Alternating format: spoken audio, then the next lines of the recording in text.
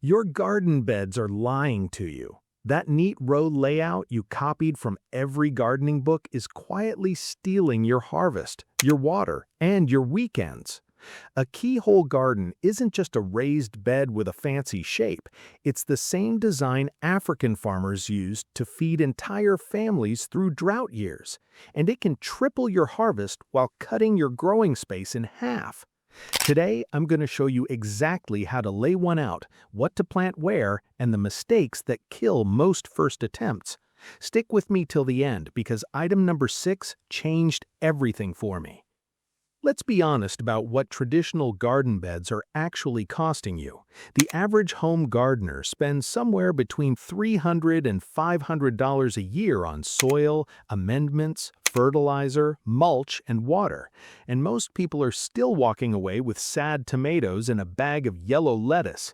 You spend hours weeding straight rows. You drag hoses across the yard twice a day in July. You watch half your compost pile just sit there and rot 40 feet from where you actually need it. And every gardening channel tells you the answer is more beds, more space, more tilling, more work. But here's what nobody tells you. Most home gardens waste around 40% of their footprint on pathways. Another chunk goes to plants that never mature because the soil dries out by noon. That means you're actually growing food on less than half the ground you're maintaining. You're paying full price for a garden that's working at 40% capacity. Your back knows it, your water bill knows it, and your harvest basket definitely knows it. Here's what makes the keyhole design so powerful. It didn't come from a garden magazine. It came from farmers in Lesotho, in southern Africa in the mid-1990s. A humanitarian organization called Send a Cow was working with families hit hard by drought and food insecurity. Water was scarce, soil was thin. Traditional row gardens simply could not produce enough. So they built round, waist-high beds with a compost basket in the middle and a wedge cut out for access. One bed, roughly 6 feet across, could help feed a family year-round, not sometimes, consistently. And here's the part commercial agriculture doesn't want you to think about. This method uses zero synthetic fertilizer, zero mechanical tilling, zero drip line irrigation. The compost basket in the middle feeds the soil every time you toss in kitchen scraps or pour a bucket of dishwater. The circular shape means every plant is within arm's reach. The high height means no bending, no soil compaction, and no weeds creeping in from the lawn. Big agriculture cannot sell you fertilizer, tillers, and irrigation systems if you don't need them. So this method quietly stayed out of mainstream Western gardening advice for decades, but it's been feeding people across Africa for over 30 years, and homesteaders who've discovered it are seeing yields that make row gardens look like a bad joke. If you're serious about growing more food on less land, hit that subscribe button and ring the bell. I drop a new self-sufficiency video every week, and you don't want to miss what's coming. Item 1. The 6-foot rule. Your keyhole bed should measure 6 feet across. Not 5, not 8, 6. Here's why that number matters. A 6-foot circle gives you exactly 3 feet of reach from the outer edge to the center basket. That's about the average adult arm span. It means you can plant, harvest, and tend every single plant without stepping into the bed. No compacted soil, no crushed seedlings, no wasted footprint. The math also works out beautifully. A 6-foot round bed gives you around 25 square feet of growing space in a footprint that a traditional row garden would waste on paths and buffer zones. Mark the center with a stake. Tie a 3-foot string to it. Walk in a circle, marking the outer edge with flour or spray paint. Now cut a wedge out from one edge to the center, about 2 feet wide at the outside. That wedge is your access path. That center is where your compost basket goes. But before you start stacking stones, item number 2 decides whether your bed thrives or dies in the first summer. Item number 2. The compost basket that feeds everything. The center basket is the heart of the whole design. Skip it, and you just have an expensive round raised bed. Include it, and you have a self-feeding food factory. Build it about 12 inches wide and just as tall as your finished bed, usually around 3 feet.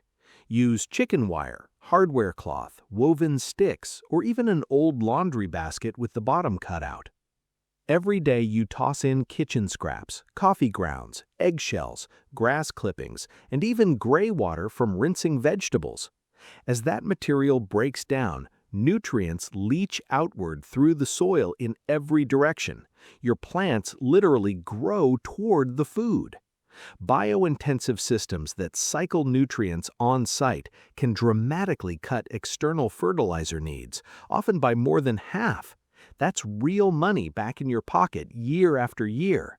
And unlike a compost pile 40 feet away, this one is doing something useful every single day. Pour a bucket of dishwater in on a hot afternoon, and you've just watered and fertilized 20 plants at once. That efficiency is why a well-built keyhole bed can outproduce flat rows 2 to 1. Item 3 is where most people mess up the layout entirely. Item 3, the slope trick most gardeners miss. Your keyhole bed shouldn't be flat on top. It should slope gently from the center basket down toward the outer edge. Not much, just a 2 or 3 inches of drop over 3 feet. This little detail is what makes the whole system work. When you pour water or gray water into the compost basket, gravity does the irrigation for you. The moisture spreads outward and downward through the soil, hitting every root zone in the bed. No hoses, no drip lines, no standing there sweating in July with a watering can. To build the slope, mound your soil highest around the compost basket and taper it down as you move toward the outside. Fill the bed in layers. Start with rough material at the bottom, sticks, cardboard, and dry leaves. That's your hugelkultur base, and it holds water like a sponge for years. Then layer straw, aged manure, finished compost, and topsoil. The final surface should be gently domed.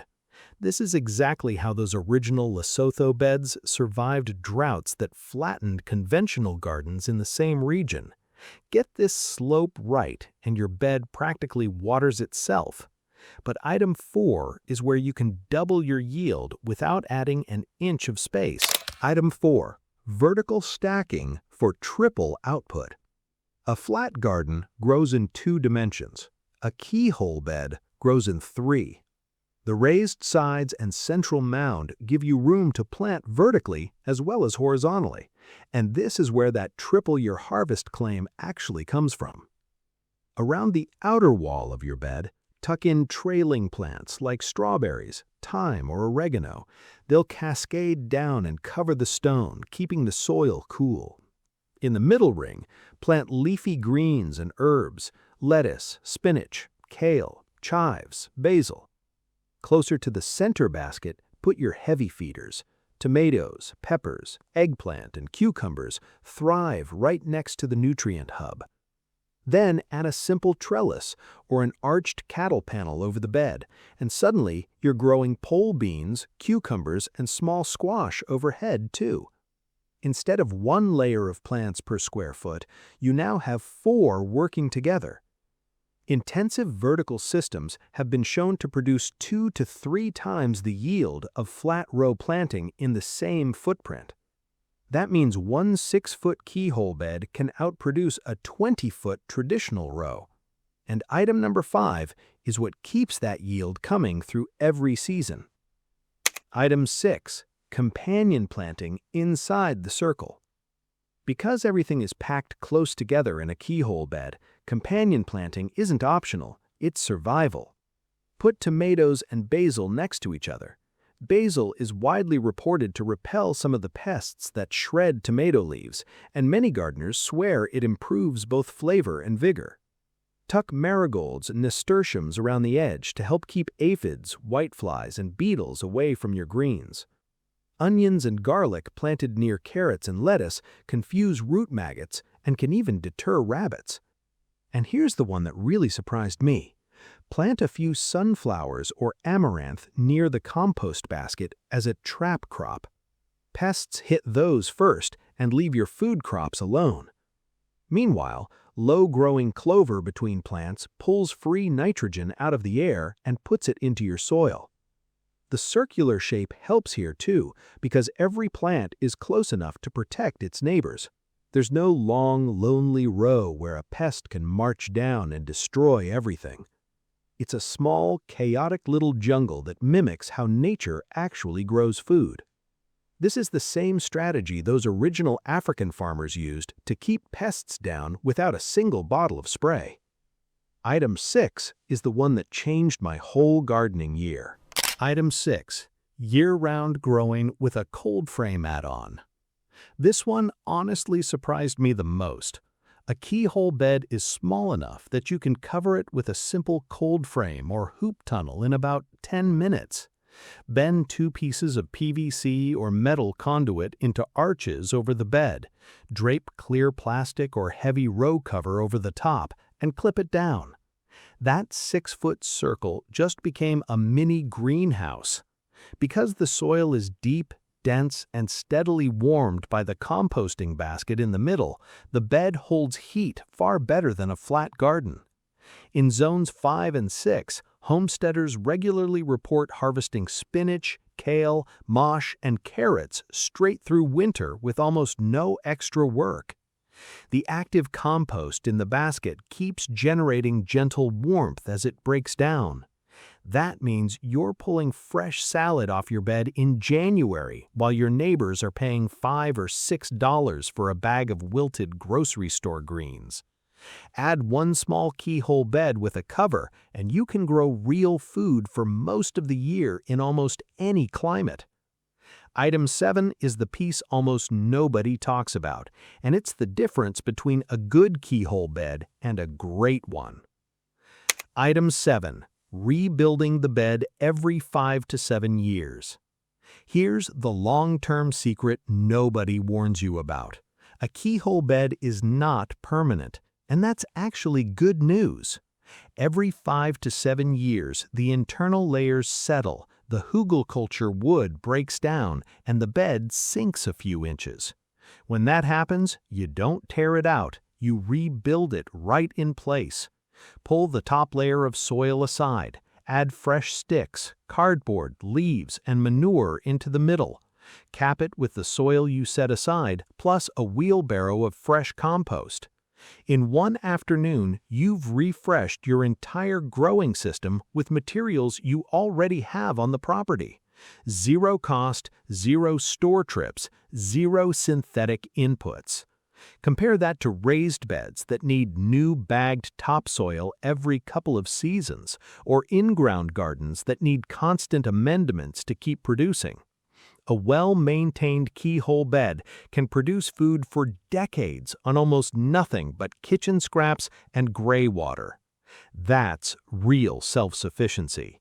That's how those original beds in Lesotho are still feeding families more than 20 years later. Now, let me tell you what happened the first time I built one, because it did not go smoothly. I want to be straight with you. I didn't believe the hype the first time I heard about keyhole gardens. I'd been gardening in raised beds for 8 years. I had a system that worked. Sort of. My tomatoes were decent, my greens bolted early every summer, and I was spending somewhere around $400 a year just keeping 4 raised beds productive. When my sister-in-law told me she'd built a keyhole bed and was harvesting salad from it in November, I honestly rolled my eyes. It sounded like another Pinterest gardening trend. But I was tired of watching my water bill climb, so one weekend I built one. 6 feet across. Rock walls stacked dry, a compost basket in the middle. I filled it with sticks from a downed oak, 3 bags of leaves I raked from the neighbor's yard for free, and about 6 wheelbarrows of aged chicken bedding. Then I planted it heavy: tomatoes, peppers, basil, lettuce, kale, chives, marigolds, and beans up a trellis, and I basically walked away. I watered the compost basket maybe twice a week. That was it. By late July, I was pulling more tomatoes off that one bed than off all 4 of my raised beds combined. I tore out one of my old raised beds the next spring and built a second keyhole. I've never gone back. Now, let me save you the pain I went through by walking you through the biggest mistakes people make. Mistake number 1, building the bed too big. Anything over 7 feet across means you can't reach the middle, and you'll compact the soil trying. Stick to 6 feet every time. Mistake number 2, skipping the compost basket or making it too small. A tiny basket runs out of material fast and doesn't feed the whole bed. Build it at least 12 inches wide and full height. This basket is the engine of the entire system. Mistake number 3, filling the bed with only topsoil. That's expensive and drains too fast. You need the lasagna structure. Sticks and cardboard at the bottom, then rough organics, then aged manure, then finished compost, then topsoil. That layering holds water for weeks and feeds plants for years. Mistake number 4, building it flat. Without the gentle slope down from the center, water pools in the middle instead of spreading outward. Your outer plants dry out and die while the middle drowns. 2 to 3 inches of drop over 3 feet. That's all you need. Mistake number 5, overwatering the soil directly. In a keyhole bed, you almost never water the plants. You water the compost basket. Pour water on the leaves and you're wasting it. Pour it in the basket and it feeds every root in the bed. Trust the system. It works. Think about where this puts you 3 years from now. 1 or 2 keyhole beds in your backyard producing more food than your family can eat. A grocery bill cut noticeably during growing season. 0 synthetic fertilizer. Almost no store-bought soil amendments. Gray scraps that used to hit the trash now feeding your dinner. Gray water from washing produce cycling right back into your food supply. You're not just growing tomatoes, you're closing a loop. You're stepping off the industrial food system one bed at a time. And the best part? These beds get better every year. The soil deepens, the microbiology strengthens, the yields climb. In 5 years, you'll be eating fresher, cleaner, more nutrient-dense food than most people around you, and you'll be spending almost nothing to do it. That's not a hobby, that's freedom. Now I want to hear from you. Drop a comment below and tell me this. If you built just 1 keyhole bed this year, what would you plant in it first? Tomatoes, greens, herbs, or something else? I read every comment, so let me know. If this video helped you see your garden differently, hit that subscribe button and ring the bell so you catch every new video. Next week, I'm breaking down the 5 livestock breeds that pay for themselves in under 12 months, and one of them will honestly shock you. Start small, build smart, and remember, the best garden isn't the biggest one. It's the one that keeps feeding you long after everyone else has given up. See you in the next video.